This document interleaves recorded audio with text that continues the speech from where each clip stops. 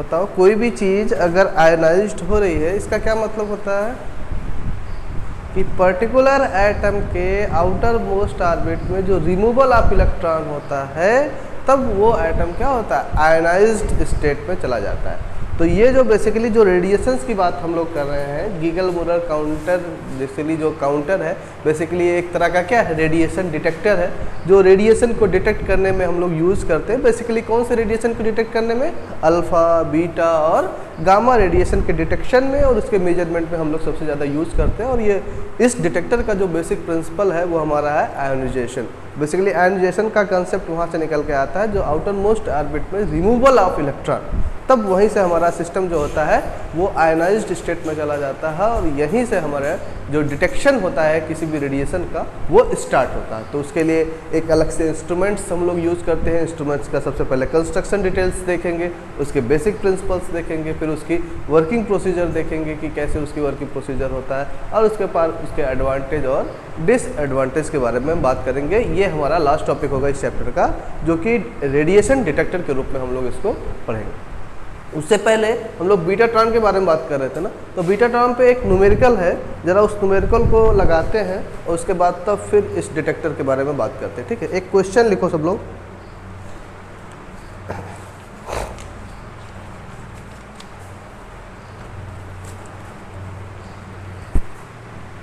एक क्वेश्चन लिखो, एक प्रॉब्लम लिखो। ए betatron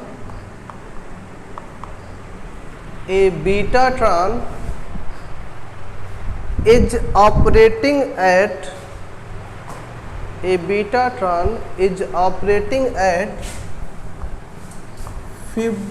hertz. A betatron is operating at 50 hertz with a stable electron orbit,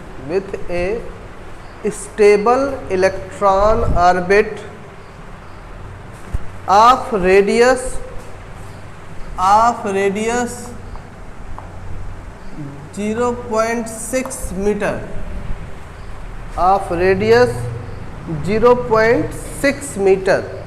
and peak magnetic flux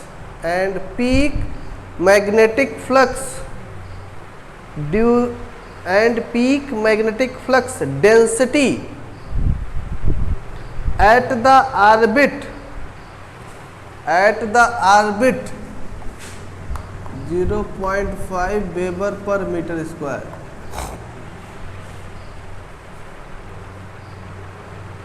Full stop. Calculate, first point, calculate energy of the electrons. Calculate energy of the electrons. Second point, average energy gain per revolution. Average energy gain per revolution. Average energy gain per revolution. ठीक है, ये थोड़ा सा नया question है, नया question approach करना है। इसमें बहुत सारे क्वेश्चन न्यूमेरिकल प्रॉब्लम नहीं पूछते हैं, लेकिन एक फिक्स्ड क्वेश्चन का सिनेरियो तुमसे पूछने की कोशिश करता है। तो इस क्वेश्चन को हम सॉल्व करा देते हैं। एक बार सिस्टम समझ जाओगे कैसे क्वेश्चन को अप्रोच करते हैं, फिर अगर उससे रिलेटेड कोई प्रॉब्लम आता है तो अप्रोच कर सकते हैं। लेकिन वह ध्यान रखना कि न्यूमेरिकल प्रॉब्लम बहुत कम बनते हैं इससे रिलेटेड, लेकिन जो भी बनते हैं उसका सिनेरियो लगभग वही सब होता है। इसका सलूशन करके लिखना,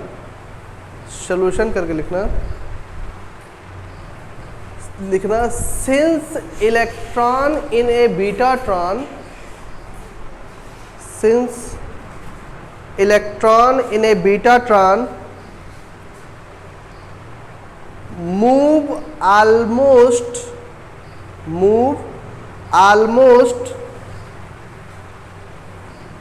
with the velocity of light small c, with the velocity of light small c। ठीक है, फुल स्टॉप। नेक्स्ट लाइन से the total distance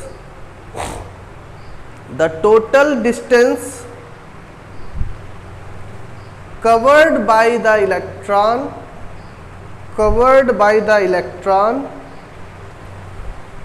in acceleration time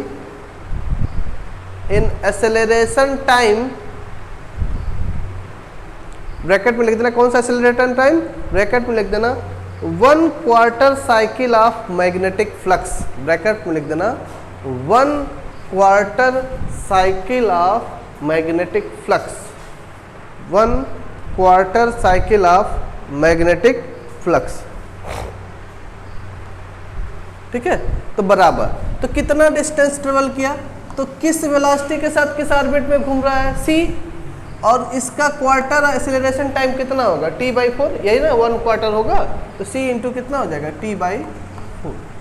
अच्छा, एक चीज और पढ़े होगे, साइक्लोट्रॉन फ्रीक्वेंसी पढ़े होगे ना, साइक्लोट्रॉन फ्रीक्वेंसी पढ़े हो, क्या पढ़े हो, ओमेगा बराबर क्या होता है, ओमेगा बराबर क्या होता है, साइक्लोट्रॉन फ्रीक्वेंसी क्या होता है, 2πm। साइक्लोट्रॉन अभी इसके पहले वीडियोट्रॉन पढ़े होगा, वहाँ बताया होगा, साइक्लोट्रॉन पढ़े होगा, वहाँ निकाले होगा साइक्लोट्रॉन फ्रीक्वेंसी कितनी आ रही है, साइक्लोट्रॉन पढ़े होंगे तो वहाँ साइक्लोट्रॉन फ्रीक्वेंसी के बारे में बताया गया होगा, कितना आया है,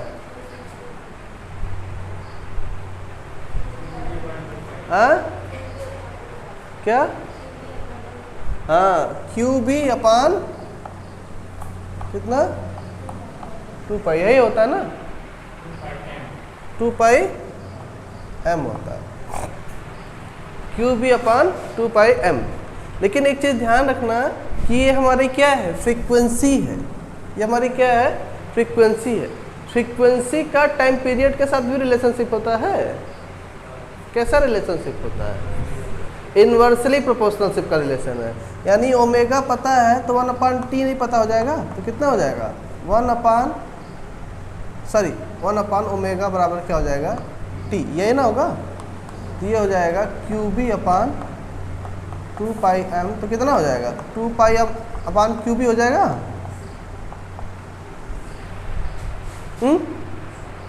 कोई दिक्कत, तो यहाँ कितना हो जाएगा, बराबर c इंटू और 2πm/QB/4, यानी 4kB हो जाएगा ना, तो कितना हो जाएगा,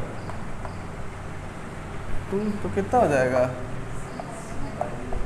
3πm/2।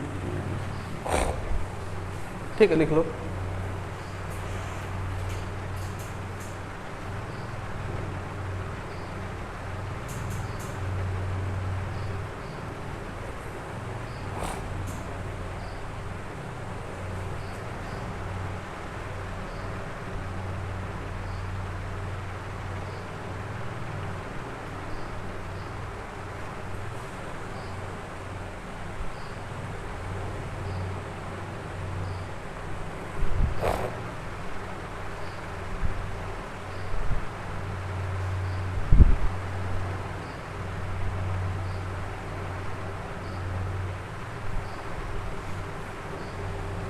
ठीक है,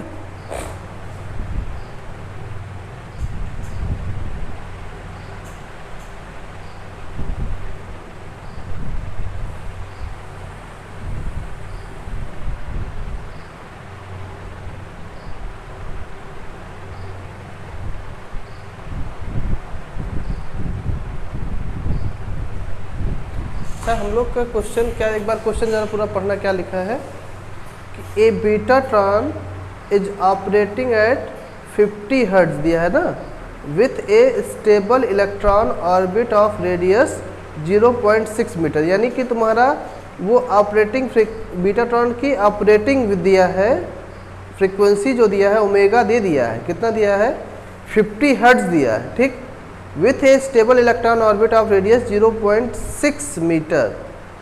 एक कन्फ्यूजन ये है कि यहाँ पर जो t की वैल्यू है वो ओमेगा के टर्म में दिया है ना, तो यहाँ पर t बराबर होता है basically 2 pi upon omega.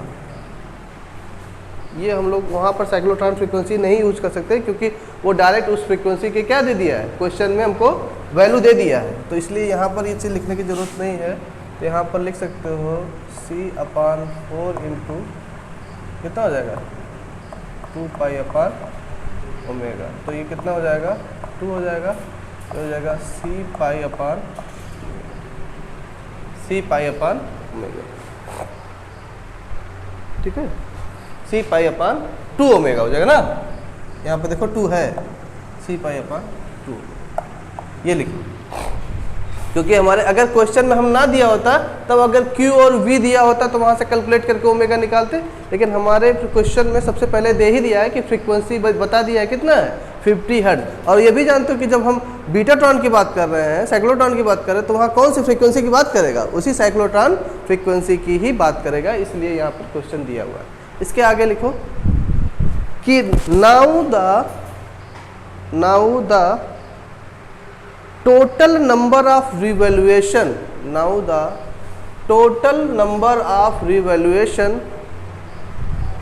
by electron during this time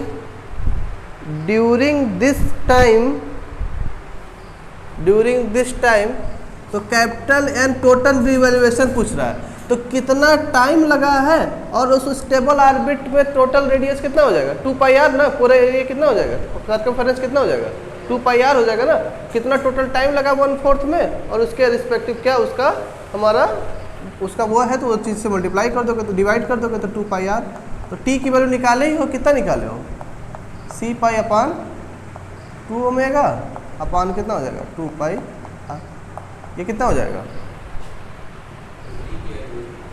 T की वैल्यू तो रखोगे ना, यहाँ से निकाले हो, और नीचे कितना हो उसका सर्कमफेरेंस 2 पाई आर हो जाएगा। तो इससे डिवाइड कर दोगे तो टोटल रिवैल्यूएशन निकल जाएगा कि हमारे पूरे बीटाट्रॉन का एक इलेक्ट्रॉन का टोटल रिवैल्यूएशन कितना हो रहा है।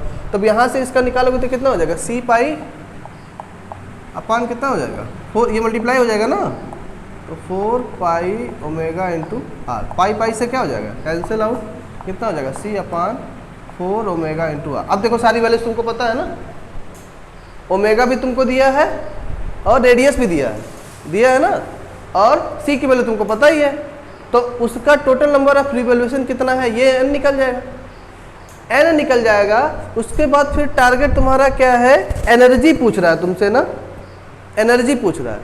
तो एनर्जी के लिए तो तुम लोग एक रिलेशन जानते हो कि बेसिकली मोमेंटम बराबर क्या होता है, p बराबर mv होता है, और E बराबर मोमेंटम के रिस्पेक्टिव एक कोई रिलेशन जानते हो, E बराबर क्या होता है, E बराबर p/c एक रिलेशन होता है, जानते हो मोमेंटम के रिस्पेक्टिव एनर्जी और मोमेंटम रिलेटिव। तो जानते हो कि हमारे जो बीटाट्रॉन का केस है, यहाँ पर जब डिराइव कर रहे होगे तो वहाँ पर बताए होगे कि जो हमारा लॉरेंज फोर्स था वो इक्वल हो जाता था किसके, सेंट्रीफ्यूगल फोर्स के इक्वल हो जा रहा था ना। लॉरेंज फोर्स तुम्हारा कितना निकल के आया था, F बराबर Q into V cross B, यही ना निकल के आया था। इसका मतलब कि V is perpendicular to B, यानी कि जो वेलोसिटी होगी वो उस ओरिएंटेड फील्ड के डायरेक्शन के क्या होगी, परपेंडिकुलर होगी। तो परपेंडिकुलर होगी यानी कि ये अगर लिखना चाहो तो क्या लिख सकते हो, ए बी, अगर ए क्रॉस बी है तो ए बी साइन थीटा लिख सकते हैं ना, A B into sine theta. तो यहाँ थीटा की वैल्यू कितनी है 90 डिग्री, तो साइन 90 डिग्री की वैल्यू कितनी हो जाएगी 1। तो ये हमारी सिंपली क्या लिख सकते हो, F बराबर बी क्यू बी, F बराबर बी क्यू बी। और जनरली हम लोग जब मोमेंटम की बात करते हैं तो सेंट्रीफ्यूगल फोर्स की बात करते हैं तो F बराबर क्या निकल के आता था, mv स्क्वायर अपॉन आर। तो दोनों को अगर हमको रिलेट करते थे तो mv square upon r equal to B q into v. तो यहाँ से mp बराबर वहाँ से क्या लिखो, mv लिखो ना, तो इसकी जगह पे क्या लिख सकते हो,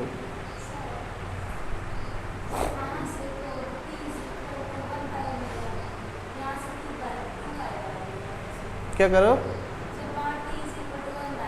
नहीं, ये 1 ओमेगा नहीं है जी, बेसिकली ये t बराबर 2 पाई बाई ओमेगा ही होता है जब उसके रेफरेंस में निकालते हैं, ठीक है, फ्रीक्वेंसी। ये हमारा टाइम, ध्यान दो ऐसा क्यों लिख रहा है, क्योंकि ये जो t है ये हमारा टाइम पीरियड है और फ्रीक्वेंसी टाइम पीरियड के साथ नहीं, टाइम के साथ इन्वर्सली प्रोपोर्शनशिप का रिलेशन में होता है जो भी फ्रीक्वेंसी होता है। तो ये टाइम पीरियड बेसिकली होता है कि 1 रिवोल्यूशन कोई भी इलेक्ट्रॉन कंप्लीट करता है, उस 1 रिवोल्यूशन कंप्लीट करने में कितना टाइम लगता है वो उसका क्या रिप्रेजेंट करता है, टाइम पीरियड। जैसे सिंपल हार्मोनिक मोशन में पढ़े होंगे, सिंपल हार्मोनिक मोशन में किसी भी मीन पोजीशन से जो to and fro motion body करता था, ये पार्टिकल करता था, तो एक सिंपल हार्मोनिक मोशन कर रहा है, मतलब ये हमारा अगर मीन पोजीशन है तो इससे इतनी डिस्टेंस ट्रेवल किया, फिर वापस आया, दूसरे साइड में उतनी ही डिस्टेंस ट्रेवल किया, फिर वापस अपने मीन पोजीशन में आता था, तो मतलब बोलते थे कि वो एक क्या करता, एक कंप्लीट ऑक्सीलेशन अपना कंप्लीट करता था।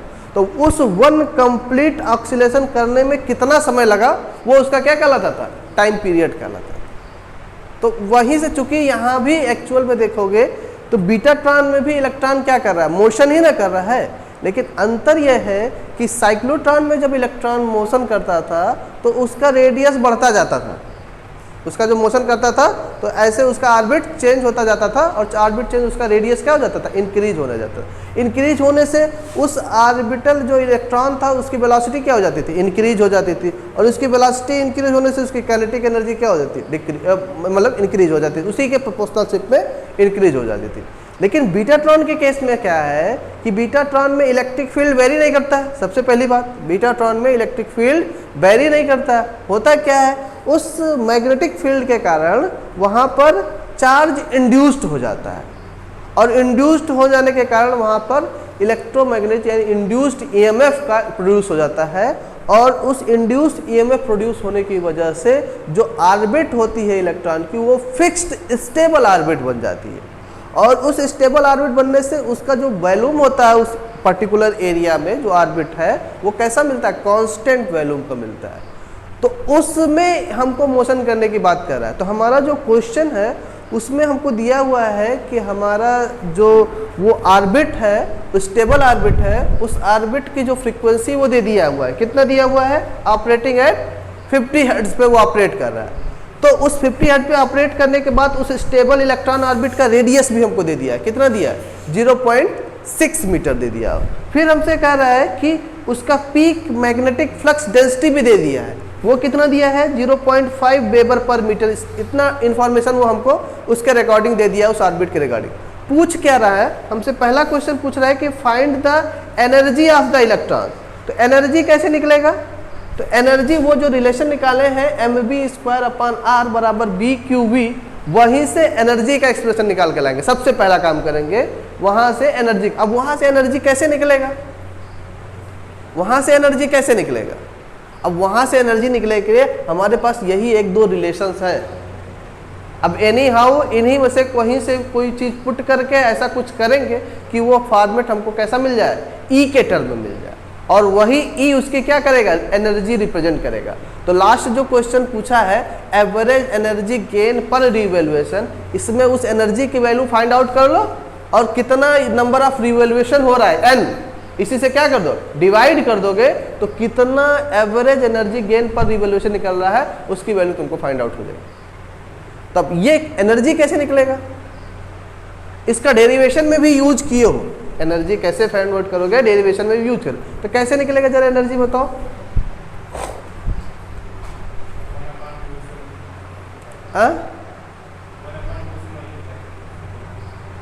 1/2 से मल्टीप्लाई कर दोगे तो क्या हो जाएगा, मल्टीप्लाई करोगे तो दोनों साइड में करना पड़ेगा, तो उससे क्या निकल के आएगा जरा बताओ।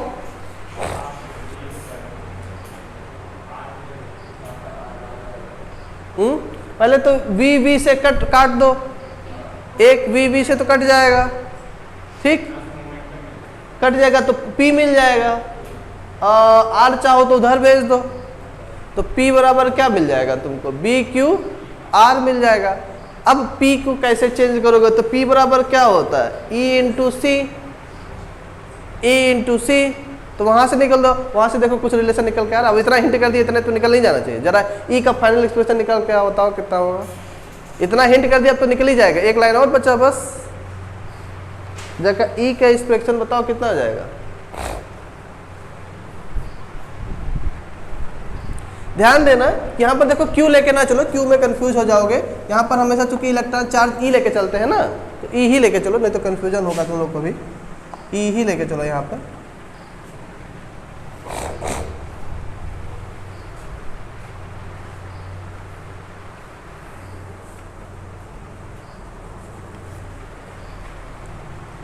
कितना आया?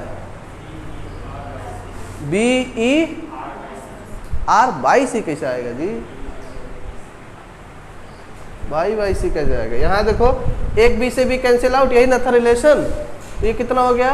पी बाई आर बराबर B into E, implies that P बराबर बी ई आर, यही ना? कोई दिक्कत? अब पी बराबर क्या निकाले हो? यहाँ पे हम लोग कुछ गलत लिखे हो। पी बराबर क्या हो जाएगा? यहाँ पे हम लोग कुछ गलत लिख रहे हैं क्या?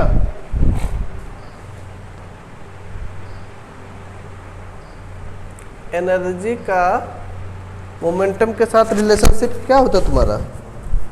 बेसिकली पी बराबर हमारा क्या होता है? एम बी होता है, ठीक है। और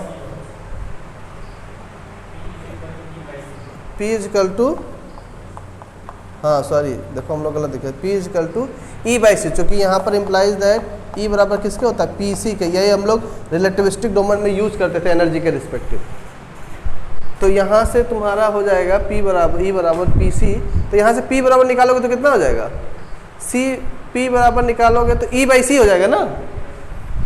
तो ये क्या हो जाएगा? ई बाई सी। तो बी ई आर, तो यहाँ से निकालोगे तो ई बराबर कितना हो जाएगा? बी ई आर और सी। ठीक। अब देखो यहाँ इसमें ऐसी कोई वैल्यू है जो तुमको पता ना हो? बी भी तुमको पता है, बी भी पता, नीचे लास्ट वैल्यू दिया ना वेबर पर मीटर स्क्वायर। और ई की वैल्यू भी तुमको पता है। चार्ज की वैल्यू कितनी होती है?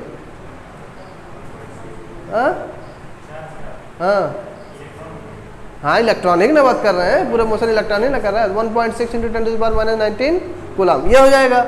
आर की वैल्यू तुमको पता ही है, सी की वैल्यू तुमको पता ही है। तो यानी कि इसका ये एनर्जी निकल जाएगा, ये काम हो गया। दूसरा, इसका नंबर ऑफ रिवॉल्यूशन इससे निकल जाएगा।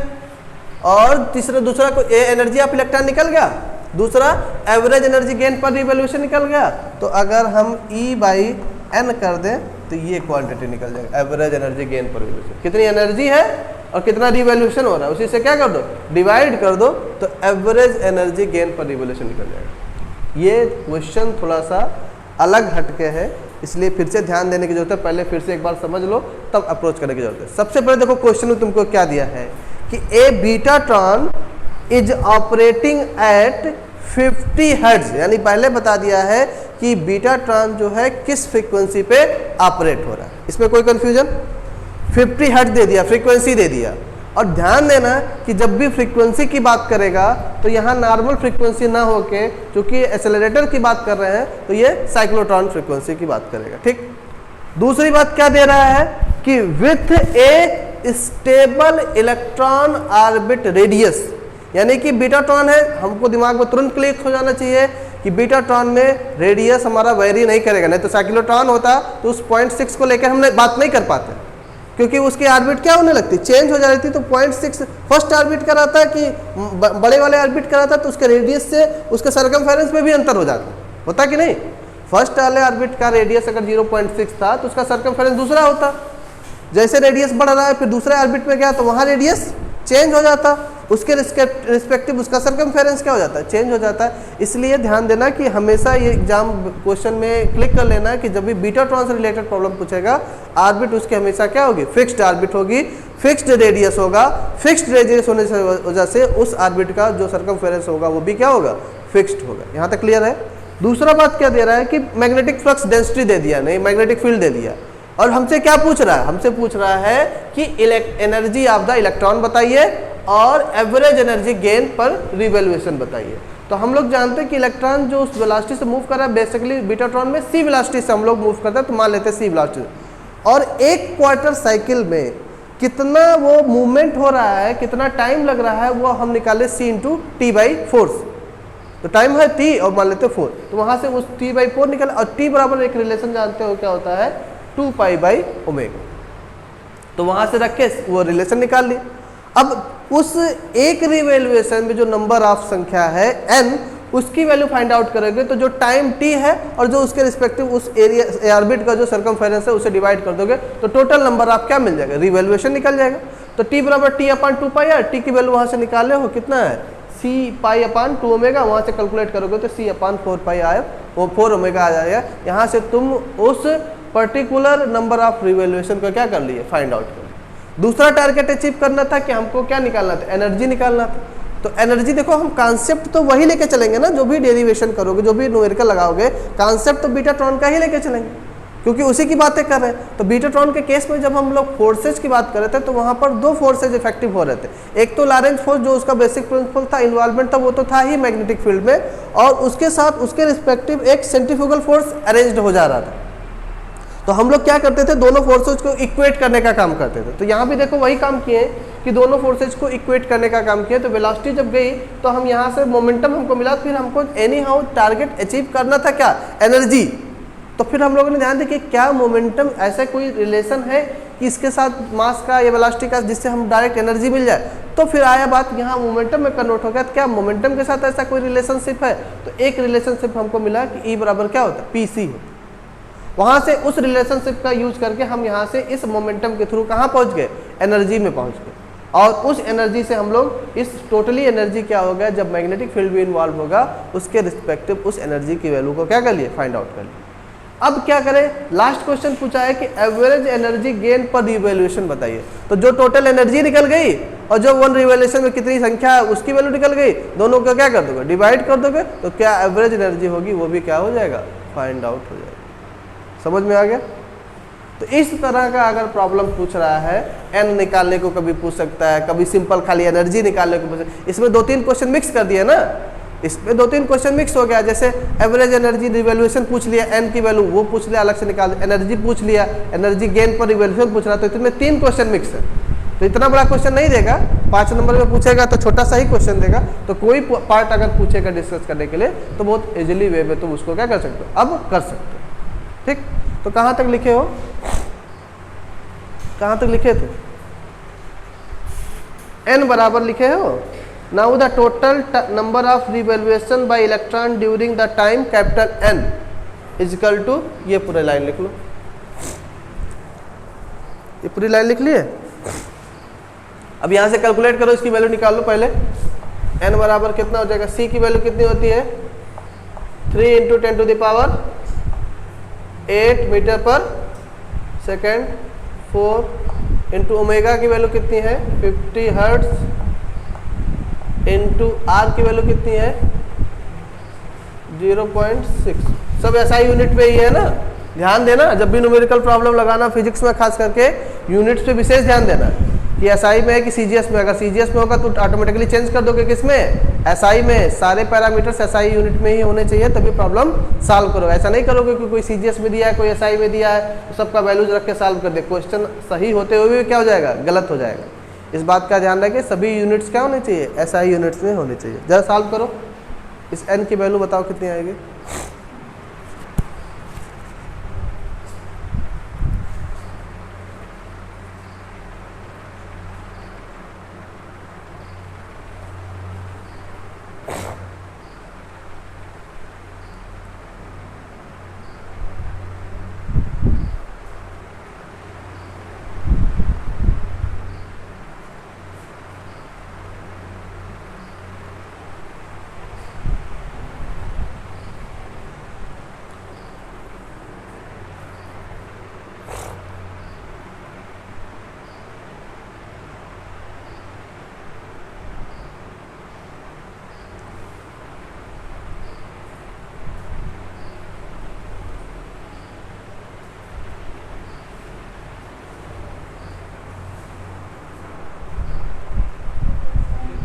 कितना आया,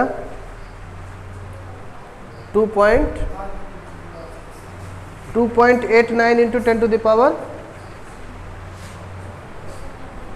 क्या निकालो, बोलो तेज बोलो, पता तो चले। हाँ 2.5 इंटू 10 टू द पावर 6। और किसी का? तुम्हारा भी वही है,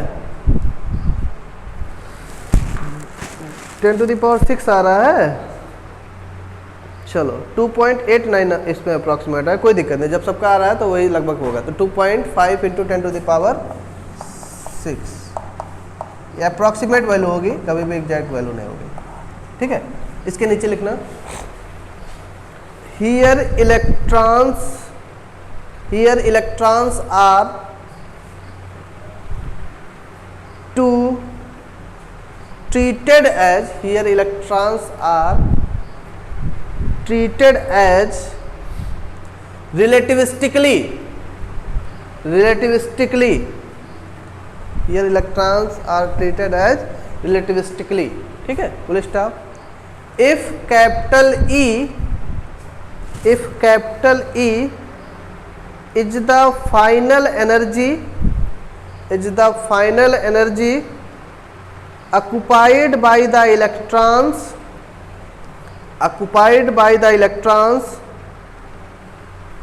so the momentum of electron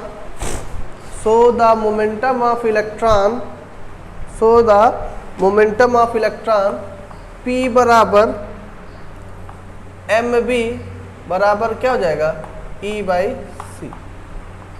P बराबर mv बराबर E by C.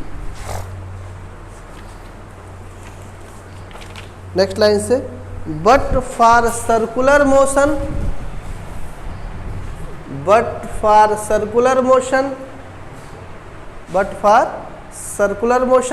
Comma, next line से लिखना mv स्क्वायर बाई बराबर BeV, और यहाँ से इम्प्लाइज दैट P यहाँ लिख देना, P बराबर क्या होता है mv, और यहाँ लिख देना P बराबर E बाई, ये पूरा लाइन लिख लो।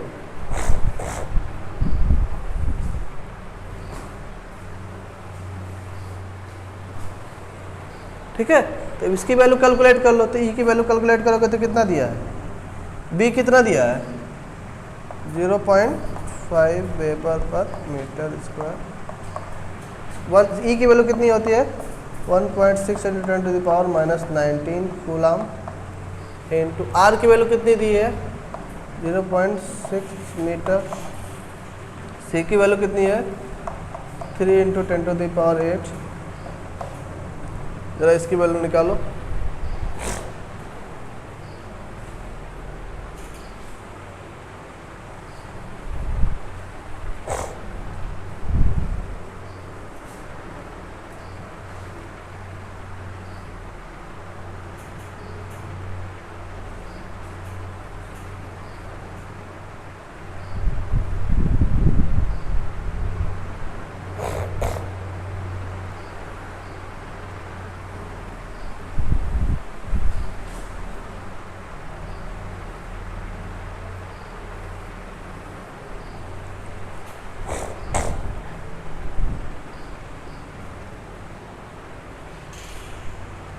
एनर्जी की यूनिट क्या होती है जी,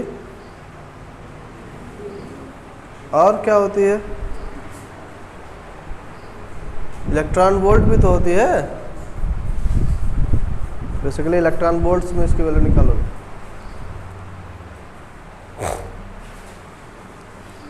और इसी पे बेस्ड एक क्वेश्चन है, ध्यान देना, इसी पे बेस्ड एक क्वेश्चन होमवर्क देंगे जो एज सच सिमिलर है लेकिन थोड़ा सा कॉन्सेप्चुअल है। थोड़ा सा तुम अगर कंसंट्रेट होगे तो अपने आप उस क्वेश्चन को अटेम्प्ट कर लोगे, वो घर पे लगा के आना तुम लोग।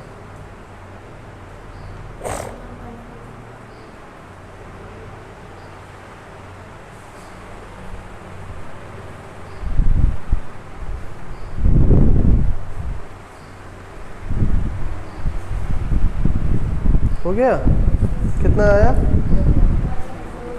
1.44 आ रहा है, गलत आ रहा है।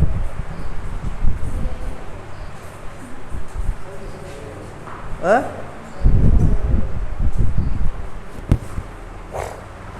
1.44 आंसर कितना आ रहा है, और पावर में कितना जा रहा है, हाँ? हाँ? 10 to the power 8 आ रहा है, माइनस 11 देखो यूनिट क्या होगी उसकी,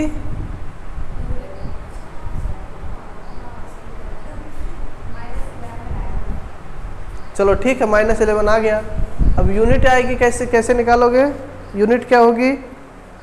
और चूंकि एनर्जी पूछ रहा है ना, तो बेसिकली जब भी रिवैल्यूएशन से रिलेटेड या इस जगह पे जब भी एनर्जी की बात करते हैं तो हमेशा हम लोग इलेक्ट्रॉन वोल्ट्स में बात करते हैं।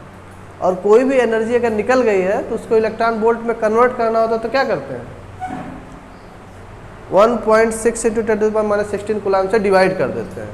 तो पर्टिकुलर चीज़ क्या हो जाती है, इलेक्ट्रॉन वोल्ट में कन्वर्ट हो। तो जो तुम्हारी एनर्जी की वैल्यू आई होगी उसी से में क्या करोगे, 1.6 × 10⁻16 कूलम से डिवाइड कर दो, तो जो टोटल एनर्जी की वैल्यू होगी वो किस में आएगी, इलेक्ट्रॉन वोल्ट में निकल के आएगी। 10 अरे वही चार्ज की वैल्यू से क्या कर दो, मल्टीप्लाई और डिवाइड कर दो।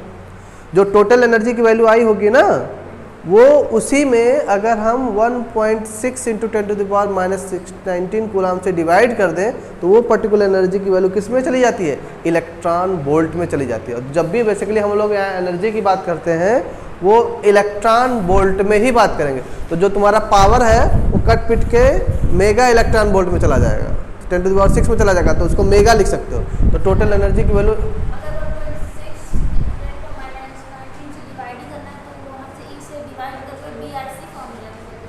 क्या करो, क्या निकल जाएगा, अरे यहाँ पे पूरी अलग बात हो रही है। यहाँ पे ये जो एनर्जी निकाल रहे हो ना, इस एनर्जी को इलेक्ट्रॉन वोल्ट में चेंज करने के लिए जो चार्ज का वैल्यू होता है उसी से क्या करते हैं, डिवाइड करते हैं। बहुत सारे न्यूमेरिकल प्रॉब्लम इस पे लगाए होंगे कि कोई भी एनर्जी की रिप्रेजेंटेशन दिया उसको इलेक्ट्रॉन वोल्ट में चेंज करना, तो क्या करते थे, अरे अभी इसी यहाँ पे तो नहीं, अभी न्यूक्लियर फिजिक्स पढ़ाएंगे, न्यूक्लियर फिजिक्स में इस पे बहुत सारा काम करोगे, बहुत सारा न्यूमेरिकल लगाओगे, कोई एनर्जी दिया रहेगा। क्योंकि देखो चाहे न्यूक्लियर फिजिक्स हो चाहे एटॉमिक फिजिक्स हो या इलेक्ट्रॉनिक्स हो, वहाँ पर देखो कोई भी एनर्जी रिप्रेजेंट करते थे ना एनर्जी लेवल्स की। जैसे देखो हम लोग इलेक्ट्रॉनिक कॉन्फ़िगरेशन करते हैं ना, इलेक्ट्रॉनिक कॉन्फ़िगरेशन करते हो तो वहाँ 1s 2s 3p इस तरह से करते रिप्रेजेंट करते हो ना सब एटॉमिक ऑर्बिटल्स को। तो सब यहाँ जब इलेक्ट्रॉनिक्स में पढ़े होगे बैंड थ्योरी पढ़े होगे, बैंड थ्योरी से बैंड फॉर्मेशन पढ़े होगे, तो वहाँ बैंड थ्योरी में बताते होगे कि हर एक सब ऑर्बिटल्स की पर्टिकुलर अमाउंट की एनर्जी होती है। और उस एनर्जी को रिप्रेजेंट करने के लिए हम लोग क्या करते हैं, एक एनर्जी लेवल डायग्राम बनाते हैं और उस डायग्राम पर जो एनर्जी की वैल्यू लिखा रहता है वो पर्टिकुलर सब एटॉमिक ऑर्बिटल्स की एनर्जी को रिप्रेजेंट करता है। और बेसिकली वो देखते हो कि लिखा रहता है किसमें, इलेक्ट्रॉन वोल्ट्स में लिखा रहता है। जैसे हम लोग लाइमन सीरीज हाइड्रोजन एटम्स का सीरीज देखोगे तो वहाँ पर भी सर पढ़ा रहे होंगे ना, सीरीज एटॉमिक स्पेक्ट्रा शुरू हुआ है, हाँ क्या हुआ, हाँ तो एटॉमिक स्पेक्ट्रा शुरू होगा तो सबसे पहले सर यहीं से बात करना शुरू होंगे कि जो हमारा स्पेक्ट्रा है वो भी बेसिकली एटम का स्पेक्ट्रा है। तो वो फर्स्ट फेज में हम लोग जो बात करते हैं वो हाइड्रोजन या हाइड्रोजन लाइक एटम्स के स्पेक्ट्रा की बात करते हैं, जहाँ से हमारा बोहर थ्योरी निकल के आता है। बोहर थ्योरी में हम लोग बताते हैं कि इलेक्ट्रॉन्स का जो ऑर्बिट है वो कैसा होती है, वहाँ पर हम लोग एक नया जनरेशन होता है ना कि एक ऑर्बिट से दूसरे ऑर्बिट के बीच में इलेक्ट्रॉन्स का ट्रांजिशंस होता है। और वो ऑर्बिट्स कैसी है उसको हम लोग स्मॉल n से प्रिंसिपल क्वांटम नंबर से रिप्रेजेंट करते हैं। उसी को बाद में जब quantum number vector atom model पढ़ोगे, बेसिकली कई सारे मॉडल्स फर्स्ट चैप्टर में, पहले बोहर मॉडल है, तो बोहर मॉडल फेल्स हो गया कहीं पे, जब बोहर मॉडल फेल हो गया ऐसा इसलिए रेफरेंस में वहाँ पर बात करते थे कि बोहर मॉडल में बेसिकली हम लोग हाइड्रोजन एक सिंगल लाइन के सिंगल एटम के स्पेक्ट्रा के बारे में बात करते थे। तो वहाँ पर हमको 5 सीरीज मिलती थी, Lyman series, Brackett series, Pfund series, Balmer series, इस तरह की सीरीज मिलती थी। और यहाँ पर ऑब्जर्वेशन होता था कि एक सिंगल लाइन का स्पेक्ट्रा मिलता था। इन सारी सीरीज के दौरान जब ट्रांजिशन करते थे n बराबर 2 से 1 के रीजन में तो तुमको लाइमन मिलता था, 3 से 2 के बीच में करते थे बाल्मर मिलता था, ऐसे नहीं ट्रांजिशन करके पढ़े होगे। तो वहाँ पर एक्चुअल में तुम देखते थे कि एक सिंगल लाइन का तुमको स्पेक्ट्रा मिलता था। लेकिन वही जब फिर सोमरफील्ड एटॉमिक मॉडल आया तो यहाँ पर वो फेल हो गया, क्योंकि सोमरफील्ड एटॉमिक मॉडल ने बताया कि वो एक्चुअल में जो हाइड्रोजन एटम में सिंगल लाइन का स्पेक्ट्रा था वो एक्चुअल में सिंगल लाइन का स्पेक्ट्रा ना होकर बल्कि उसी एक सिंगल लाइन के स्पेक्ट्रा में कई सारे लाइन के स्पेक्ट्रा हमको मिलने लगे। उसी को हम लोग बोलते हैं फाइन स्ट्रक्चर पढ़ते होगे, fine structure of H alpha line पढ़े होगे सोमरफील्ड एटॉमिक मॉडल। कहाँ तक बात किए हैं सर, फर्स्ट चैप्टर में कहाँ तक पढ़े हो, सोमरफील्ड पढ़ा रहोगे तो जब सोमरफील्ड खत्म होगा तो वही सर बताएंगे कि फाइन स्ट्रक्चर बताते हैं। तो फाइन स्ट्रक्चर में बताते हैं कि जो एटॉमिक स्पेक्ट्रा में हमारे सिंगल लाइन का स्पेक्ट्रा है वो एक्चुअल में सिंगल लाइन का स्पेक्ट्रा ना होकर बल्कि क्या होता है, एक ही लाइन में कई सारी लाइंस का स्पेक्ट्रा हो जाता है। और फिर जब यही सोमरफील्ड लाइन जब फेल हो जाती है तो एक नया मॉडल निकल के आता है जिसको बोलते हैं वेक्टर एटम मॉडल। तो वेक्टर एटम मॉडल क्या करता है कि अगर वो जो फाइन स्ट्रक्चर वाला भी जो स्पेक्ट्रा तुमको मिल गया है, अगर उसको किसी मैग्नेटिक फील्ड रीजन में डाल देते हैं तो भी स्पेक्ट्रा हमको जनरेट नहीं होता है, तो वहाँ पर भी हमको एक स्पेक्ट्रा नहीं दिखाई देता। तो तब एक नया मॉडल निकल गया है जिसको हम लोग बोलते थे वेक्टर एटम मॉडल।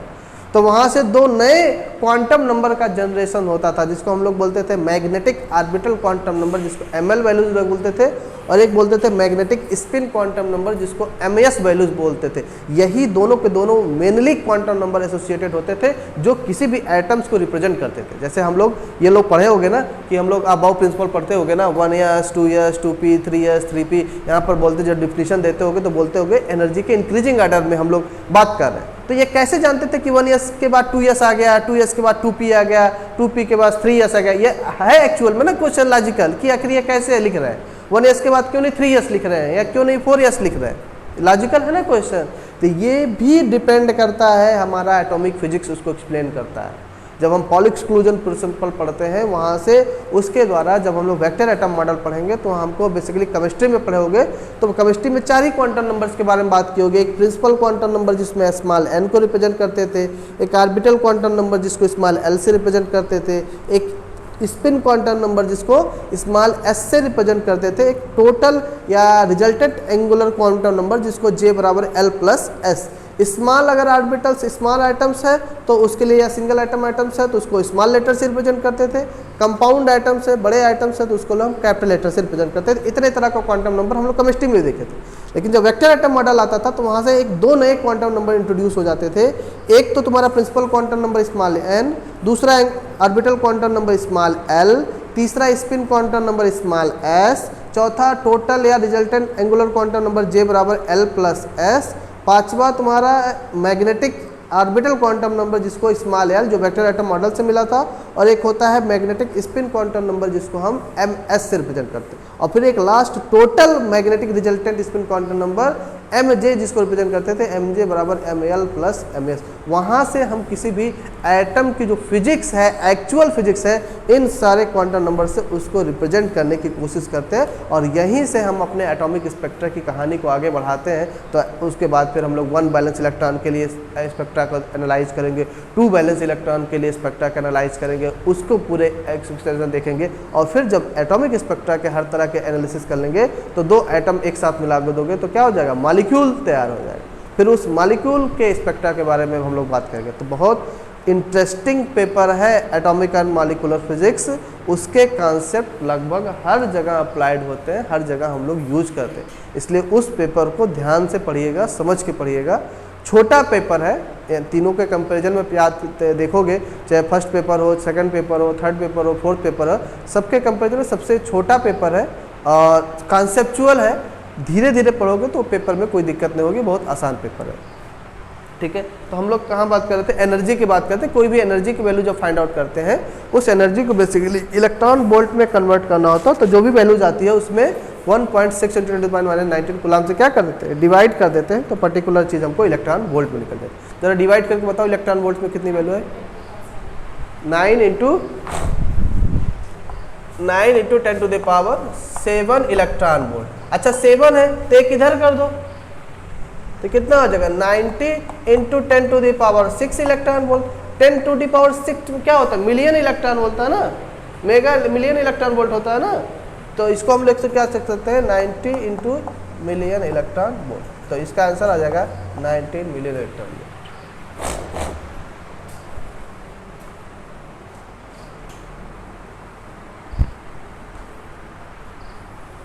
ठीक है, अब देखो तुमको क्या क्या मिल गया, एनर्जी भी मिल गई और एन की वैल्यू भी निकल गई।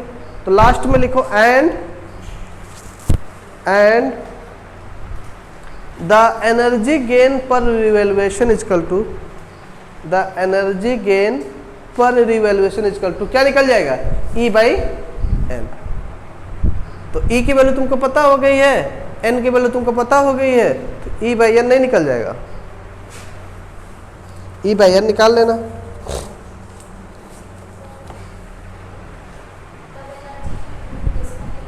क्या करो?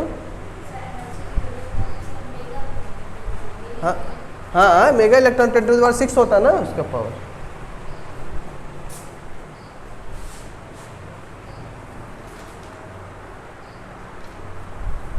लग रहा है इससे पहले न्यूमेरिकल नहीं लगाया हो क्या? इलेक्ट्रॉन वोल्ट पे, इस सब पे, इंटरमीडिएट पे कितना सारा न्यूमेरिकल लगाना रहता था, एनर्जी को उसमें कन्वर्ट करना रहता था डिवाइड करके।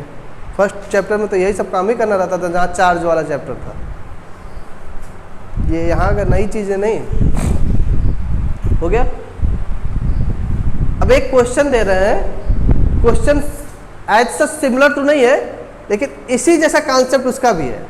तो घर पे जाके थोड़ा बहुत उस पर सोचोगे और सोच के कॉन्सेप्ट के साथ तभी उसको सॉल्व करने की कोशिश करना। आसान है, जैसे यहाँ पे सिनेरियो लगाया हुआ, थोड़ा बहुत दिमाग लगाया हुआ कैसे क्वेश्चन लग रहा है, ऐसे थोड़ा बहुत दिमाग वहाँ पे भी लगेगा, लेकिन कॉन्सेप्ट कोई भी चेंज नहीं होगा, कॉन्सेप्ट वही रहेगा, क्वेश्चन उसी तरह सॉल्व होगा।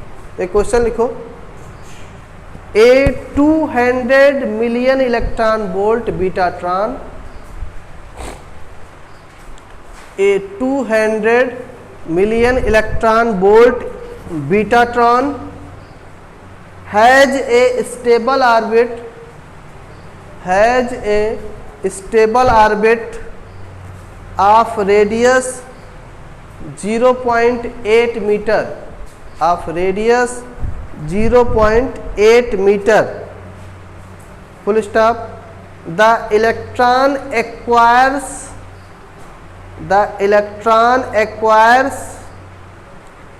energy at the rate of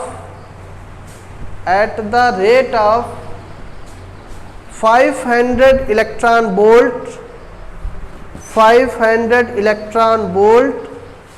per revolution, full stop. Find the distance traveled by the electron in containing maximum energy, question बहुत अच्छा है, एग्जाम में भी ये क्वेश्चन कई बार पूछा हुआ है, तो क्वेश्चन को ध्यान से पढ़ना और तब सॉल्व करने की कोशिश करना है। क्या पूछ रहा है तुमसे कि कितना डिस्टेंस ट्रेवल करेगा कि उसको मैक्सिमम एनर्जी प्राप्त हो जाए, यही ना? तो डिस्टेंस ट्रेवल कहाँ करेगा? उसी ऑर्बिट में ही करेगा। डिस्टेंस ऑर्बिट से तो बाहर जाएगा नहीं, सिंपल सी बात है, ऑर्बिट में ही करेगा। तो ऑर्बिट में कितना मैक्सिमम डिस्टेंस ट्रेवल कर सकता है, ये तो फाइंड हो ही जाएगा।